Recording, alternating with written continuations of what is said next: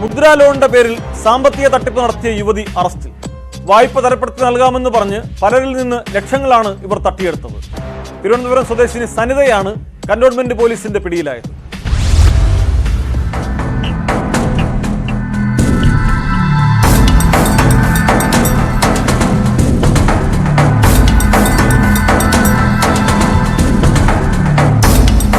Bank ജീവനക്കാരി എന്ന് സ്വയം പരിചയപ്പെടുത്തി മുദ്രാ ലോൺ സംഘടിപ്പിച്ച് നൽകാമെന്ന് പറഞ്ഞാണ് യുവതി ലക്ഷങ്ങൾ തട്ടിയത്.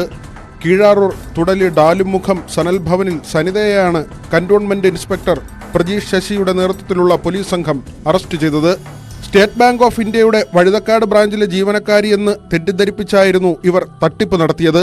പലരിൽ നിന്നായി ലോണിനുള്ള കമ്മീഷൻ എന്ന പേരിലാണ് ഗൂഗിൾ പേ വഴി ഇവർ 4,69,000 രൂപ കൈപ്പറ്റിയത്.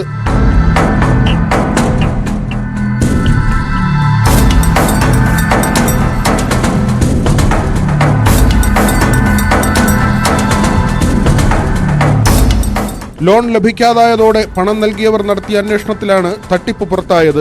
നിർധനയായ തയ്യൽ തൊഴിലാളിയായ വീട്ടമ്മയിൽ നിന്ന് പോലും പണം തട്ടിയെടുത്തതായി പോലീസ് പറഞ്ഞു. SI-മാരായ ജിജുകുമാർ, സന്ദീപ്, ഗ്രീഷ്മചന്ദ്രൻ എന്നിവരും അന്വേഷണ സംഘത്തിലുണ്ടായിരുന്നു. സമാനമായ രീതിയിൽ ഇവർ കൂടുതൽ തട്ടിപ്പ് നടത്തിയിട്ടുണ്ടോ എന്ന് പോലീസ് പരിശോധിച്ചു വരുന്നു.